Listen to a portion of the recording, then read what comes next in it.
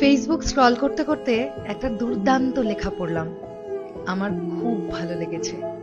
যদি সময় থাকে একবার শুনুন, আমি আশা রাখছি আপনাদেরও প্রত্যেকের ভালো লাগবে।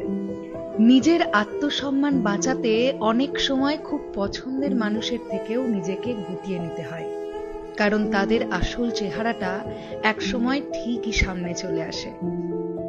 তখন বোঝা যায় আপনি হয়তো মন থেকে তাদেরকে খুব ভালোবেসেছিলেন, কিন্তু তারা ছিল শুধুমাত্রই অভিনয়ের কারিগর।